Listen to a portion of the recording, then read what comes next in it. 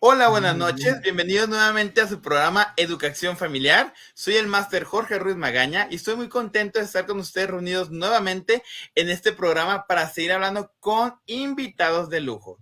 En esta ocasión me está acompañando una doctora veterinaria.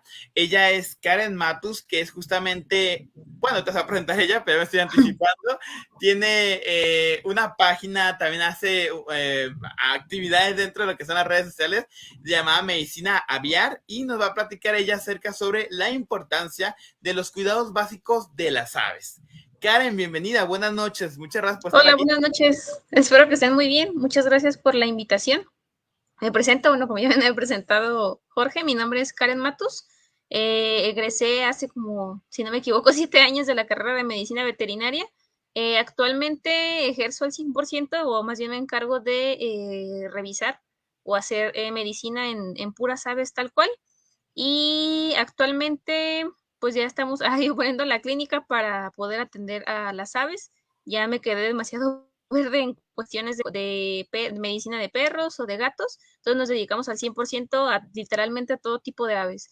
Desde colibrís, gallinas, pericos, guacamayas, avestruces, o sea, todo lo que sea aves, tal cual. Muy bien, Karen. Pues entonces, con esta introducción, les decimos a todas las personas que nos están sintonizando ahorita en el Jordán o que nos vean en retransmisión, tanto aquí en Facebook como en YouTube, que pueden poner en la caja de comentarios sus saludos, preguntas, comentarios a nuestra invitada y con mucho gusto los vamos a empezar a dar salida para que de esta manera podamos iniciar. Cabe mencionar, Karen, que ya iniciamos con los me gusta. Daniel manda me gusta, que le está gustando el programa. Y Beto Santoscoy también pone que le gusta el programa. Muy bien. Gracias. Karen, pues iniciamos. Me gustaría a mí que comenzáramos a platicando acerca de esa vocación. Ahorita tú estás diciendo que justamente te especializaste en aves, que ya de los otros animalitos ya a lo mejor ya no estamos tan empapados de esto, pero la pregunta aquí es, ¿por qué las aves? Yo creo que pues, si le pregunto sobre todo a mi mamá, ¿hace cuánto o a qué edad yo decía que quería ser veterinaria? Yo creo que dice que desde 3 años o 5 años siempre dije que quería ser veterinaria y veterinaria. Y creyeron que iba a ser como un sueño que a lo mejor con el paso del tiempo se me iba a quitar, pero yo creo que jamás se me quitó. En parte también siempre nosotros vivimos como en departamentos o desde que yo tengo esa razón en lugares muy chicos. Entonces mi papá era mucho como de la idea de que si no se tenía un espacio bastante amplio y el tiempo para tener un perro o un gato que requieren obviamente de más cuidados como sacarlos a pasear, entre otras cosas. Entonces era como mucho la idea como de no tenerlos porque pues no era vida para ellos. Cayó la casualidad de que mi papá daba clases en algunas escuelas y una vez le regalaron un periquito australiano, justamente cuando yo tenía como unos 7, 10 años. Y yo creo que desde ahí empezó todo, ¿no? Las únicas mascotas que prácticamente nos dejaba tener mi papá eran puros pericos, literalmente puros pericos. Yo creo que comenzamos con periquitos australianos. Cuando yo estudié la carrera, como que de repente sí quería perros, gatos, ganado, pero no se me pegaba tan fácilmente la información cuando yo estudiaba. Y cuando ya me ponía a leer un poco más sobre aves, me di cuenta que en realidad pues era lo que quería, nada más que todo ese tiempo no lo sabía hasta que ya me puse a leer un poco más, investigar un poco más. Y aún a pesar de que hay muchas limitantes, pues al menos aquí en México, que ya no son como antes, pues ahorita ya está un poco más actualizado, sí era como más limitado como poder adentrarse a lugares, clínicas o incluso casos a lo mejor, sobre todo aquí en Guadalajara, para poder atender o aprender más sobre estas aves, pero yo creo que a partir de ahí surgió como el gusto por inclinarme más hacia las aves. Y en la parte de ya la carrera universitaria, ¿nos puedes ilustrar? O sea, uno se mete a veterinaria y va agarrando especialidades, o cómo suele ser el proceso académico. Ujú. Aquí, por ejemplo, a lo mejor en el plan viejo que antes se aplicaban aquí en el CUCBA, donde yo estudié en la UDG, era un poco más basado como animales de producción, si acaso perros o gatos, y quedaba como en un último plano, así los animales exóticos y sobre todo las aves, ¿no? Yo creo que de la generación cuando yo decía yo quiero puras aves, era así como que decían, ah, sí, se le va a pasar luego, pero nunca se me pasó. Y de ahí teníamos algunas materias como que eran de animales de zoológico. Entonces yo aprendí un poco, o más bien me puse a hacer un poco más como autodidacta, a leer, a buscar artículos, información. Y de ahí fui de voluntaria a algunos lugares, pero ya cuando tuve que hacer mis prácticas profesionales, sí tuve que irme a Ciudad de México, al Hospital de Aves de la UNAM, para poder como aprender un poco más sobre esto. Sí requiere también incluso tomar ya por cuenta propia ciertos diplomados, a lo mejor maestrías, doctorados o cursos que vayan como más especializados a esto, porque lamentablemente en México no existe la especialidad de aves, solamente en Estados Unidos. Entonces, a lo que se podría como brindar es atención especializada a las aves. Oh, muy bien. Sí, es interesante porque, bueno, yo la verdad desconozco mucho el proceso, pues, de la veterinaria, pero pues sí me da interés o me gusta mucho saber que existe, pues, profesionistas que se encargan de cuidar a los pajaritos, que al fin de cuentas nos acompañan en la ciudad, o sea, no son exclusivos Sí. de las zonas foráneas, sino aquí en las ciudades tenemos Ujú, periquitos, pericos normales, palomas. ¿Qué ujú. tipo de mascotas o de aves tú te ha tocado aquí en la ciudad? Bueno, para los que nos están viendo de otro lado, somos de Guadalajara, aquí en Guadalajara atender. Uy, yo creo llevan desde canarios, periquitos australianos, ninfas, pasta palomas, colibrís, aves rapaces, avestruces, o sea, les digo, todo lo que menos imagines es lo que terminan llevando a consulta. Muy bien. Mando un saludo. Sonia López nos pone, me gusta el programa. Gracias, Sonia, por estarnos sintonizando. Karen, entonces, en este aspecto que estamos hablando de las aves, vamos a entrarnos pues a lo que es el tema de hoy. ¿Cuáles serían entonces los cuidados que justamente tendríamos que empezar a Ujú. tener si decidimos tener aves dentro de nuestra casa? Principalmente, bueno, ahorita afortunadamente yo creo que se ha creado mucha conciencia, sobre todo en los cuidados básicos de las aves, pero sí es importante recordar que a veces tenemos, y también yo creo que fue algo que yo con lo que crecí, se tiene el mito de que tener un ave es muchísimo más fácil que un perro o un gato, pero me atrevo a decir que es un poco más difícil porque necesitan dietas como un poquito más especializadas, ¿no? Dependiendo de cada tipo de ave. Algo que llega a pasar en las aves de manera como muy general en cuanto a su comportamiento es que ellas, al ser presa, no ocultan los signos de enfermedad ante sus depredadores. Entonces, aunque las aves sean consideradas como aves de cautiverio o aves de ornato o que sean de caza, no pierden estos comportamientos que tienen en vida silvestre a cautiverio. Entonces, por eso en ellos es muy importante estar realizando revisiones semestrales al menos cada 6 meses para ver que todo esté en orden, porque tristemente cuando logramos darnos cuenta del primer signo de enfermedad, el ave ya tiene como mínimo 15 o 21 días enferma. Entonces, cuando ya llegan con nosotros, cuando ya llegan con el veterinario, a veces sí es muy limitado lo que podemos llegar a hacer porque es como que ya algo muy avanzado en la enfermedad. Algo también es que yo creo que como el 80% de las aves que llegan como a la clínica diaria, ese 80%, 90% de las que llegan siempre es por un mal alojamiento o una mala alimentación, porque aún siguen existiendo algunos mitos, de que se les pueden dar ciertos alimentos que pueden llegar a ser tóxicos o incluso ciertos jaulas, materiales, comederos, bebederos que no son los ideales para ellos. Entonces, si quisieran o si se quisieran como adentrar a esto o tener un ave como mascota, se les recomendaría obviamente saber todos estos cuidados que requiere y yo les recomendaría empezar con lo que todos empezamos, ¿no? Que es con un periquito australiano, porque son especies que sí son muy demandantes y incluso los periquitos australianos, yo creo que tú mismo lo has visto con los tuyos, cómo son de tremendos, cómo son de gritones, cómo son de, de demandantes. Entonces, sí, o sea, sí requiere de mucho tiempo, dinero y mucha paciencia, porque les digo que tener sobre todo, yo creo que un loro o un perico de manera general es como tener un niño de 4 o 5 años, pero durante toda su vida. Y sí, vaya que sí, porque Sí, ahorita, bueno, para la gente que no lo sepa, nosotros sí tenemos periquitos australianos y ya creció la familia, de hecho ya son más, y pues si de creció. por sí antes de hacer relajo, pues imagínate ahorita, ¿verdad? Ya hay mucho, mucho relajo. Mandan por ahí saludos, dice, buenas noches, soy Marimar, saludos de parte de mis pericos Selene y Samuel y la familia periquita australiana, hablando de ellos, aprovechando. Ay, hola. Muy bien. Karen, en la cuestión de entonces de los pajaritos, depende bueno, no sé si es la palabra correcta, ¿es raza? ¿Cómo se le dice a perico, ninfa? ¿O cuál es la palabra correcta? ¿Sí es raza? En las aves normalmente se utiliza la especie. Ajá. Ahora sí especies. que como dirían los biólogos, depende de la especie. ¿Y hay una especie más complicada o depende realmente del animalito? O tú como veterinaria, ¿cómo ves este aspecto? Uno, como veterinaria, y dos, como para el cuidado de las personas. Digo, nos estás diciendo que los pelliquitos estrenados sean bien para empezar, pero como cuáles sabes como más complicadas o que tú dices, bueno, no las recomendaría mucho en una Ajá. familia. Yo creo que las aves que definitivamente no recomendaría ni para mascota son las cacatúas.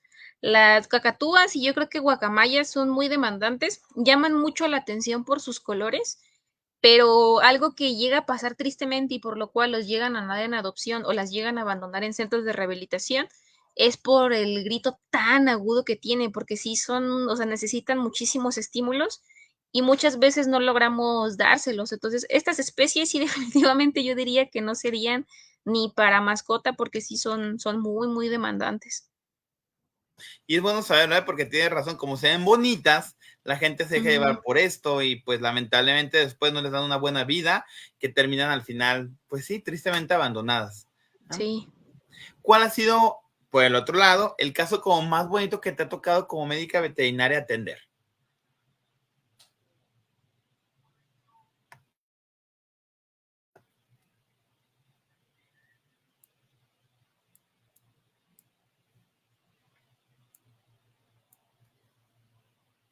Creo que ahorita se nos cortó un poquito, estamos viendo si llega la señal.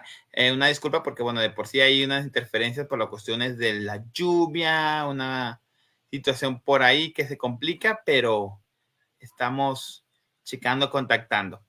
De todas formas, en lo que Karen vuelve, esta importancia de lo que estamos platicando acerca de las aves es, al igual que con todos los animales, pues ese respeto que se tiene que tener claro debido a que son seres vivos. Los seres vivos tenemos que ser conscientes de que al fin de cuentas tienen que también tener su lugar, su situación especial, su situación importante que eso va a generar para que al final tanto las familias se vayan enseñando a tener esa responsabilidad como también los seres que van teniendo sea algo importante, algo vital. Con los animales, algo que podemos encontrar son dos ventajas. Uno, nos ayudan en la parte terapéutica, lo digo yo como psicólogo, como consultor, porque es esa compañía, esa alegría, esa motivación de decir, ah, mira, tengo un ser vivo que me canta, que me hace desorden, que está ahí, que necesita de mí y me ayuda a salir del ensimismamiento. Hace poquito tuve una persona que justamente se le murió su mamá, está en su proceso tanatológico y una de las recomendaciones que dimos fue justamente eso, que pudieran tener aves o cualquier mascota, pero bueno, que fuera algo que la motivara a salir adelante, a seguir, a avanzar. Esto nos ayuda a nosotros porque hace que el inconsciente rompa como esa barrera de decir, híjoles, ya no tengo una misión, ¿para dónde voy? ¿Qué es lo que sigue? Y al momento en que nosotros vamos desarrollando, que vamos generando esa conexión con un animalito, como lo suelen ser los pajaritos, podemos empezar a tener esa oportunidad y esa apertura de salir adelante pese a los problemas y las tristezas que se tienen. La otra parte conlleva a la responsabilidad misma. Al momento de que nosotros le damos a los niños lo que es un perrito, un gatito, un periquito, es para que ellos sean conscientes y empiecen a valorar la vida. Es cierto que a lo mejor va a haber ciertos descuidos, es cierto que a lo mejor va a haber ciertas situaciones que nos van a complicar, pero que justamente los animales nos ayudan a tener ese apoyo y a generar esa conciencia. Aquí está Karen con otros Y yo, nuevamente. perdón, Nosotros se presentamos fue la luz otra vez.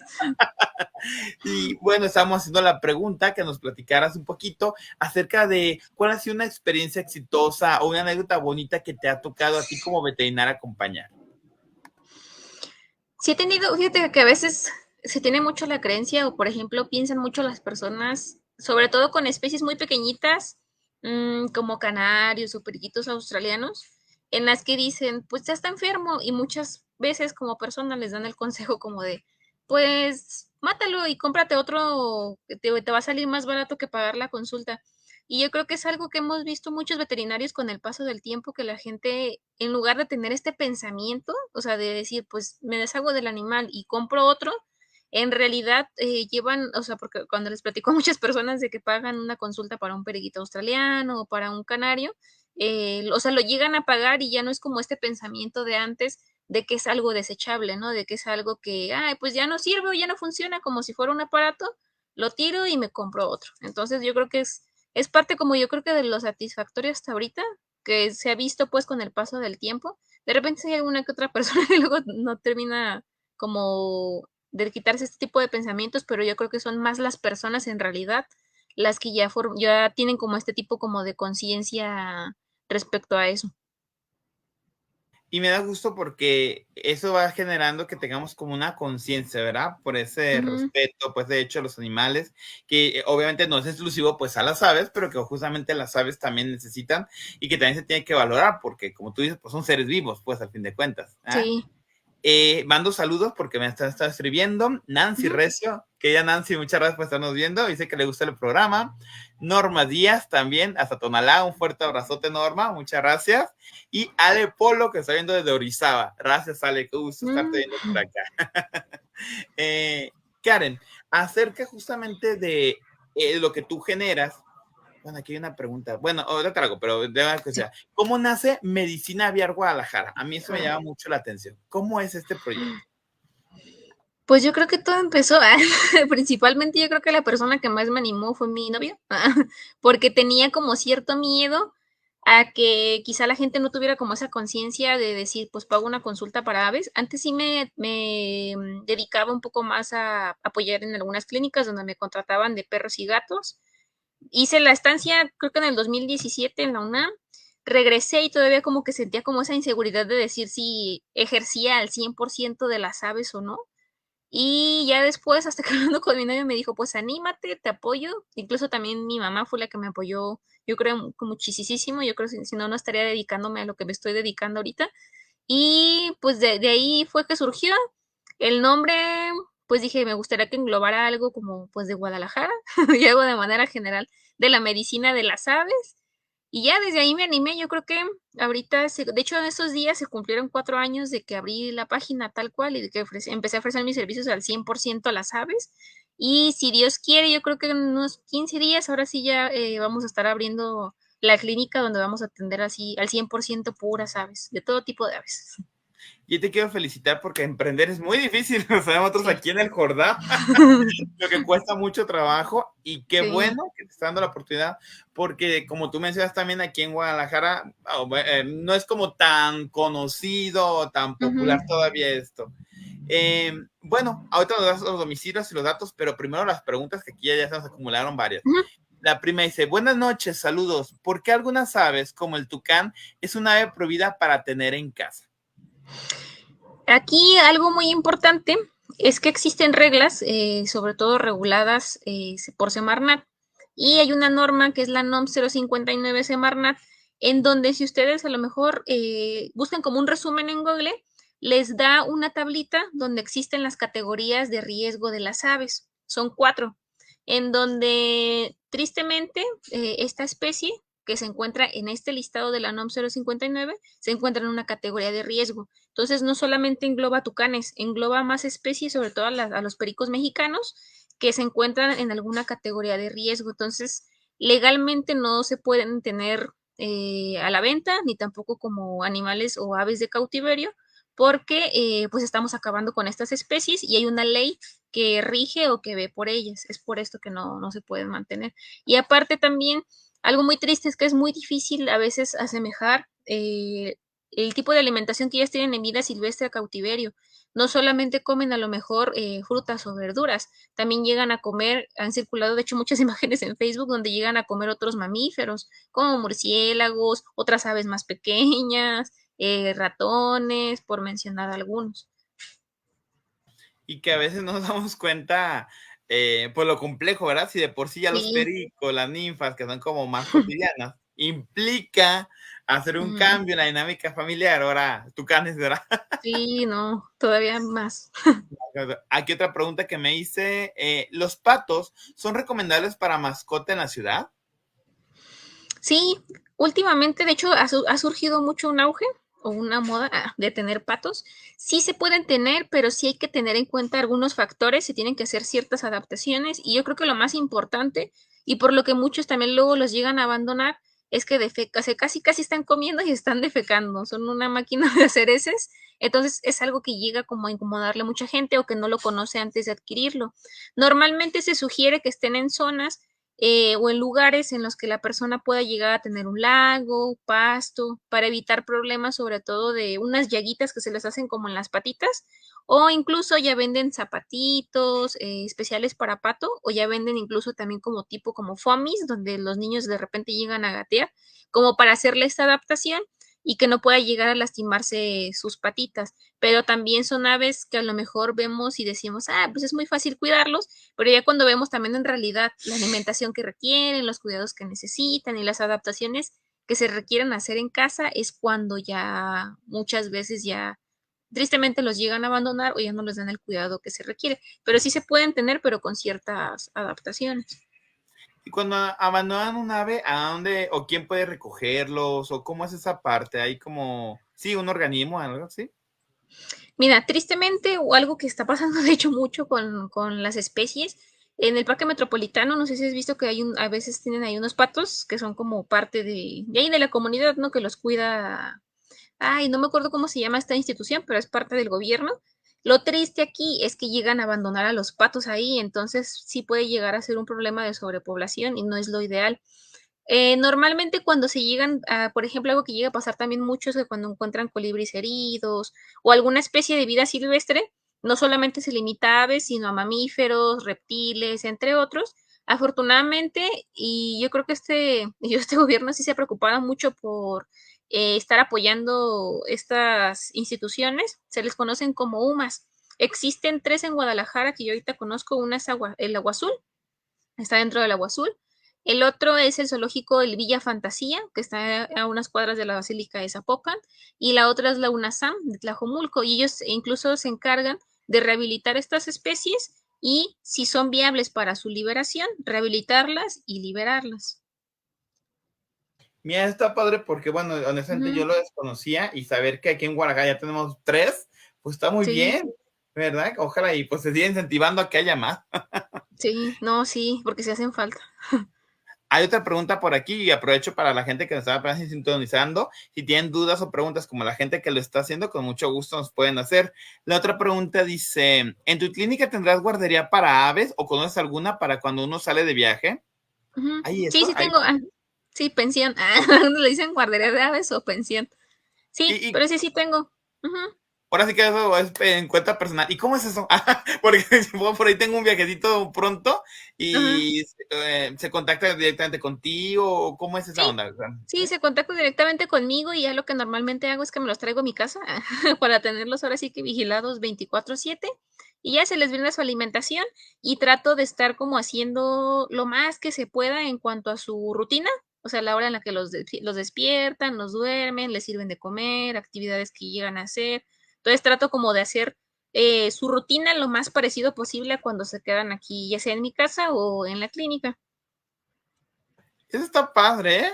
Porque, bueno, a veces uno, la verdad, lo desconoce y está muy padre que ahorita exista o haya esas herramientas, o a lo mejor ya existía, ¿verdad? Pero mira, ahorita que lo estoy escuchando, Sí, dije, pero no se hace déjame como anoto. tanta difusión. Hay otros dos doctores que, si no me equivoco, también se dedican a la medicina de aves y también aceptan pensiones, porque sí hay muchos que luego salen de viaje y pues no pueden, pues con quién dejarlos más bien. Muy bien. Siguen más saludos y preguntas, ¿eh? La Ujú. siguiente pregunta que me mandaron es, ¿cada cuánto hay que llevar a nuestras aves a revisión? Pregunta Beto Santos Coy. Pues era lo que les comentaba anteriormente. Se recomienda que sea al menos cada 6 meses, aunque el ave se vea aparentemente normal. Lo ideal es realizar a veces análisis de heces, extracción de sangre para ver que esté todo bien en órganos internos, radiografías, nada más para ver que esté todo en orden con ellas. Por lo mismo de que les comentaba de que no muestran signos de enfermedad hasta que lamentablemente ya pasaron de 15 a 21 días enfermas. Ok, muy bien. Carla Chemis dice, hola, buenas noches, y puso que le encanta el programa. Muchas gracias, Carla, pues estamos viendo un abrazote hasta Huentitán. Otra pregunta que me ponen. Yo siento que estoy desvelando mucho a mis pericos por ver la tele en la sala donde están. Antes se dormían luego y ahora se tardan más. ¿Sí afecta? Sí, las aves tienen un metabolismo, si se dan ustedes cuenta, literalmente están comiendo y están casi casi defecando a la vez.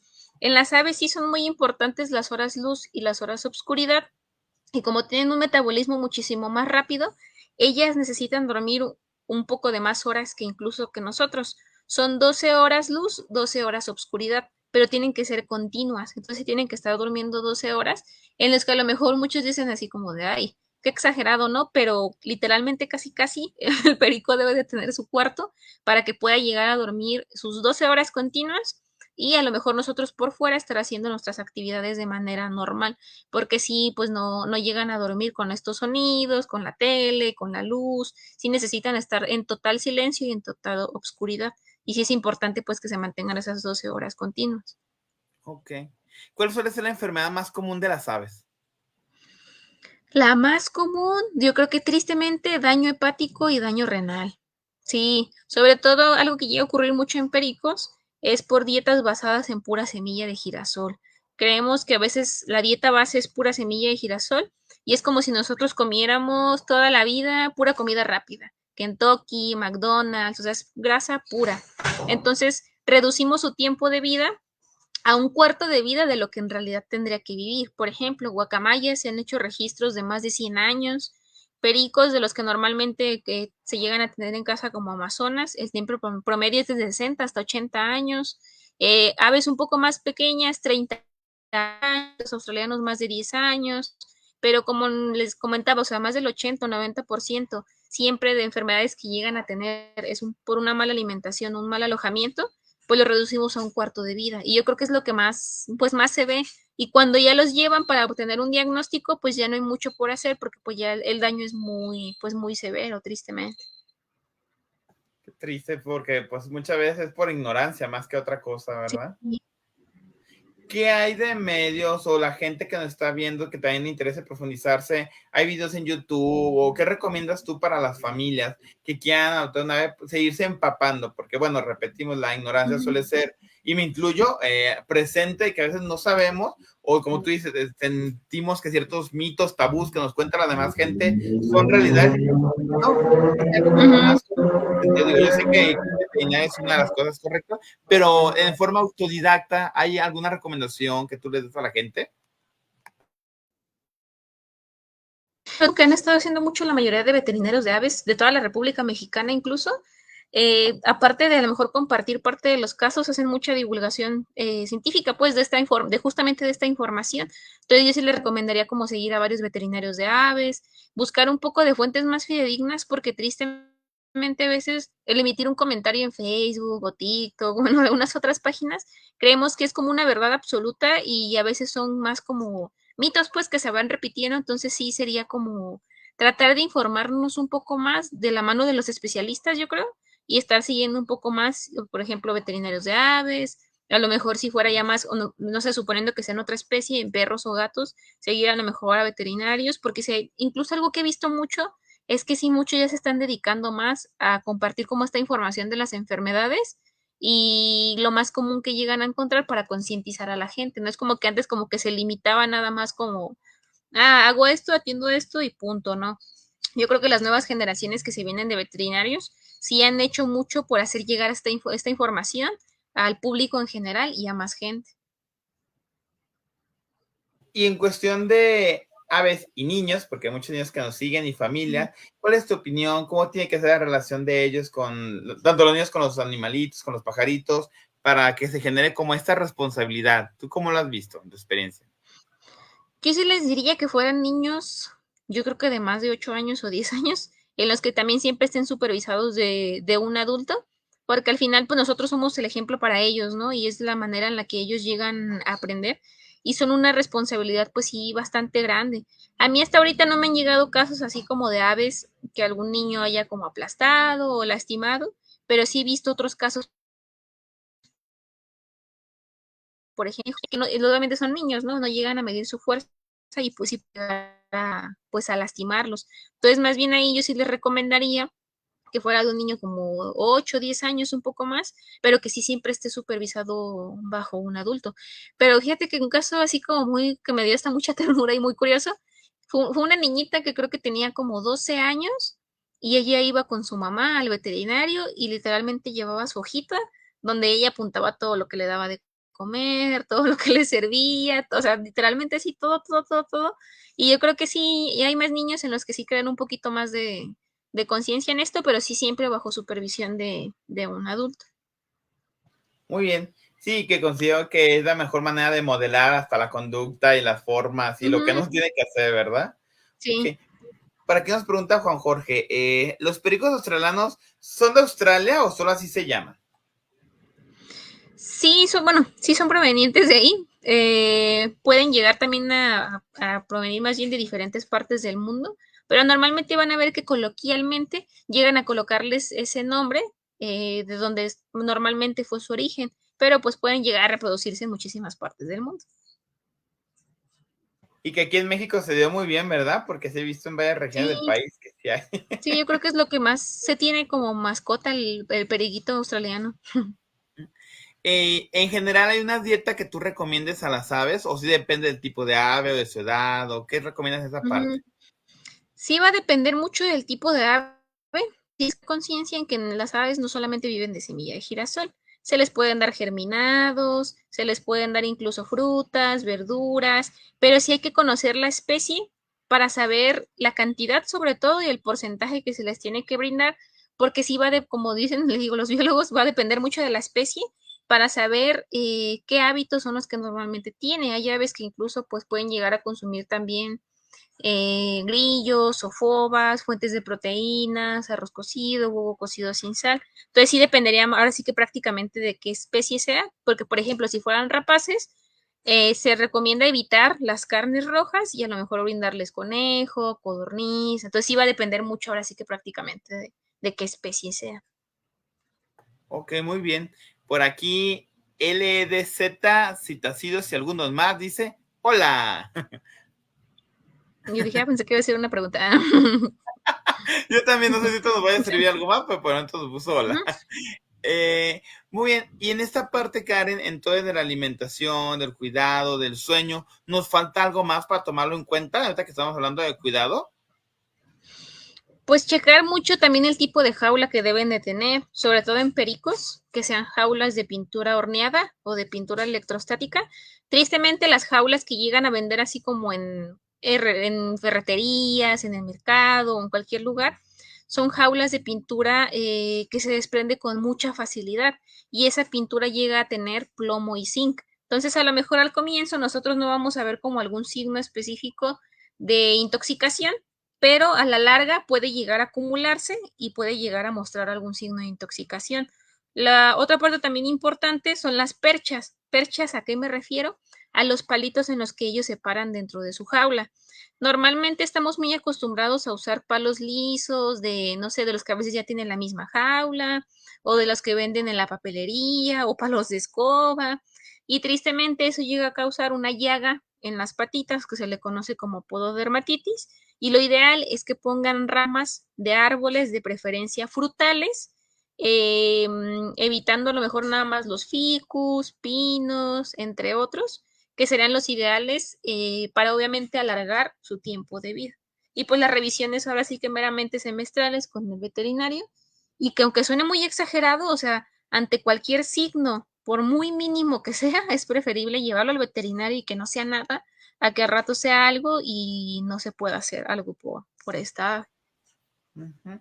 Hay dos comentarios. Carla Chemis Ujú. menciona, los periquitos australianos son muy lindos y querendones. Y algo yo énfasis en eso último, Ujú. muy querendones. Sí, yo sí. Y Juan Jorge nos pregunta, ¿se recomienda cuando la familia de pericos australianos crece separarlos para que no se reproduzcan entre ellos? Sí, aquí hay un tema también bastante importante y que yo creo que la mayoría de veterinarios hemos visto en los periquitos australianos y en otras especies, es que llegan a tener problemas de consanguinidad. O sea, llegan incluso a salir con dedos de más, llegan a ser un poco más propensos a neoplasias, entre otros. Entonces, sí se sugiere que en cuanto obviamente la mamá termine de estar empapillando a los pichones, se separen y si quieren seguirlos cruzando, pues que sean con otras aves que no pertenezcan a la misma familia, pues porque pasa esos problemas de alta consanguinidad y literalmente yo creo que la especie que más lo sufre sí es el periquito australiano definitivamente. Y mira que también son esas otras cosas que pues ignoramos o los dejamos. Sí.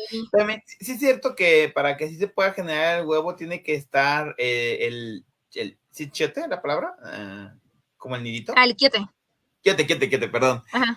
Y si no, el huevo no está fecundado, ¿sí es cierto? ¿O es un mito? Pues depende mucho. Hay aves que, por ejemplo, como las palomas, no sé si han visto en Facebook, a veces les vale y llegan a poner sus huevos literalmente así en el piso, pero o sea, literalmente donde lleguen como a adaptarse a la urbanización.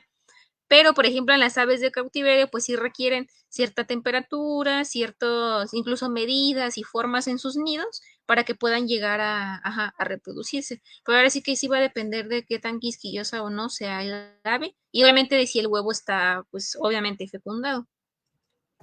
¿Y cuáles son los mitos que tú más has escuchado y que pues obviamente no son ciertos? Me gustaría que los compartieras Ujú, para que también derribemos como esa ignorancia que vamos teniendo. ujú.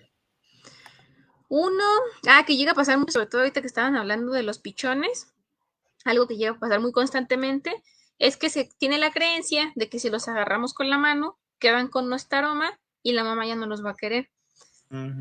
Nosotros en el cerebro tenemos algo que se le conoce como bulbo olfatorio, que es lo que nos da la capacidad de oler.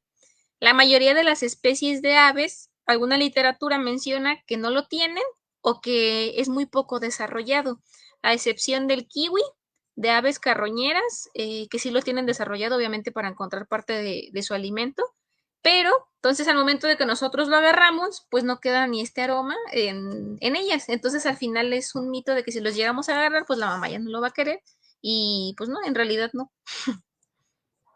Mira, qué padre porque Otro, sí. Dime. Sí, sí, sí. perdón. Otro, yo creo que también es, pues, ese mito, ¿no? El que te dije, que viven de pura semilla de girasol. Es darle como alimento pura semilla de girasol y no. O que se alimentan de atole, o que se alimentan incluso de masa.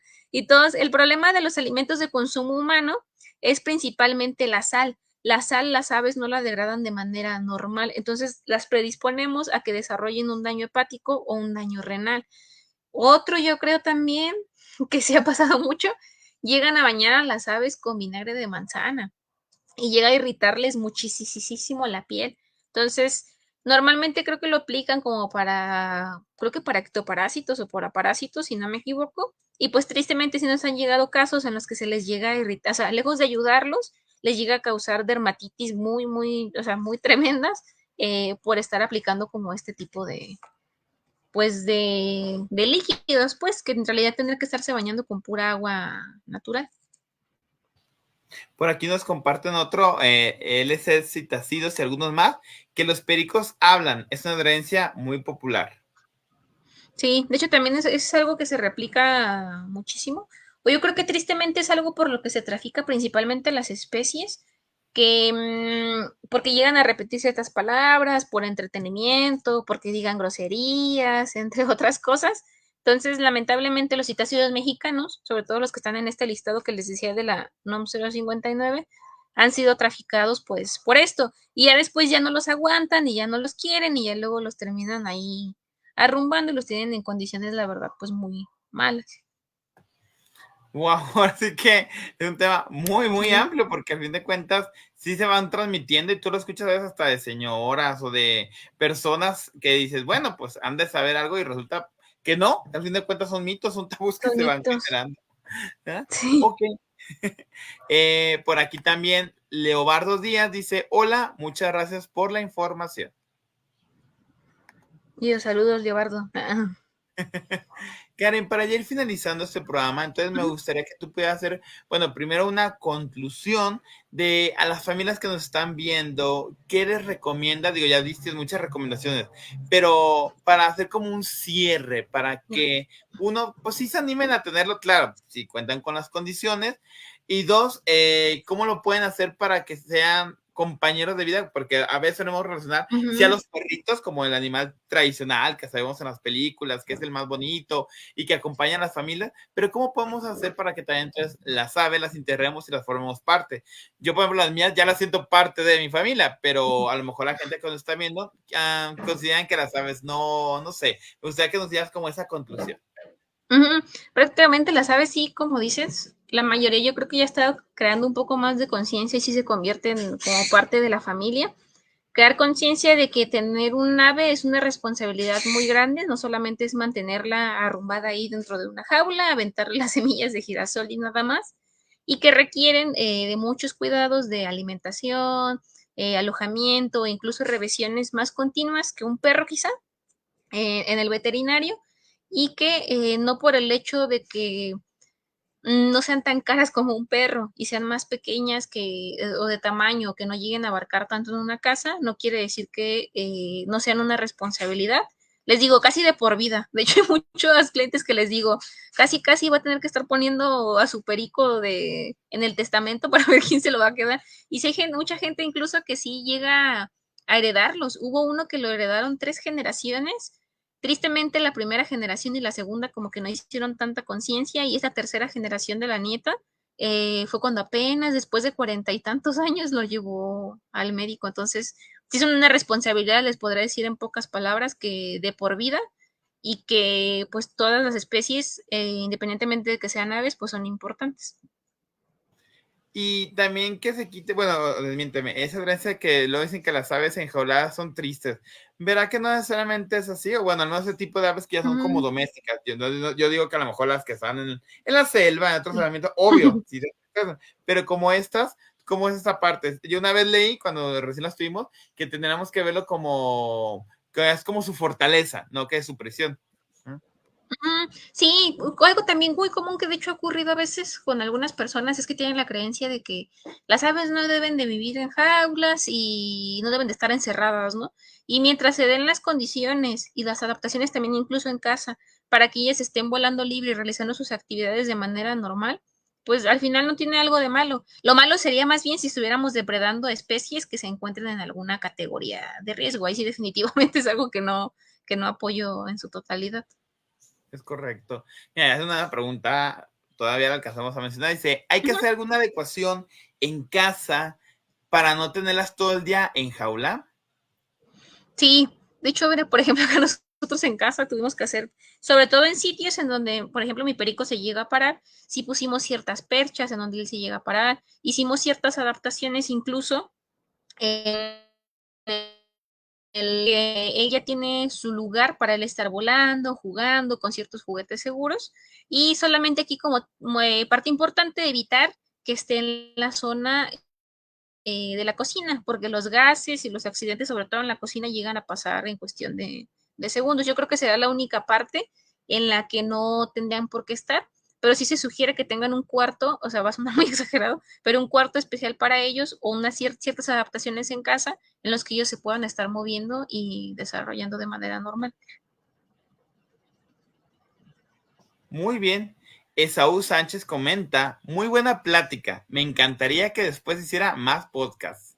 Ya ves, Karen, ahí tienes una oportunidad. Bueno, aquí estás invitado otra vez para que nos hables Gracias. de esos animalitos, pero por si también quieres aventarte tú, ya tienes fans. Karen, entonces ya para ir finalizando, me gustaría ahora sí que nos compartieras tus redes sociales, dónde te podemos contactar, cómo podemos seguir sabiendo más de ti, para que las personas que les interese o que tienen algún animal y necesitan una veterinaria, específicamente en aves, pues se puedan contactar contigo. Mi página en Facebook y yo creo que también en Instagram se llama así tal cual, Medicina Aviar Guadalajara. El número, no sé si lo puedo poner en los comentarios. Sí, claro, sí. Creo que sí se puede poner en comentarios, ¿verdad? Ah, no, no es Sí, cierto, no sí. puedo comentar. Pero ya sé, si gustas, Pero me el número dices y es, te lo puedo. Ajá, ajá, es 331 ajá. 088 088 06 06 32. 32. Ahí te lo repito, 331 Ujú, 08. Acá me equivoqué. 088. A ver, 088 06 32. Ajá. Déjalo, pongo aquí para que se pueda y que las personas puedan checarlo también y que quede fijo. Miren, ahorita Ujú, está viendo ahorita en pantalla, es el número sí. de ella y de esta manera se pueden contactar. ¿Qué más, Ujú. Karen? Y la clínica, pues está cerquita, está, bueno, de con ustedes sí está bien cerquita. La he hecho, le voy a ir en donde está la estación del tren ligero Oblatos, por donde se pone el baratillo, a una cuadrita de ahí. sobre Javier Mina. Ah, mira, pues para gente que del Jordán, que está aquí por San Juan Bosco, sí le queda muy cerca la que es la Muy estación cerquita, de... está cerquita de entre San Felipe y San Juan Bosco. Muy bien. Marimar comenta, gracias, te felicito y te recomiendo por ser tan buena veterinaria. Gracias.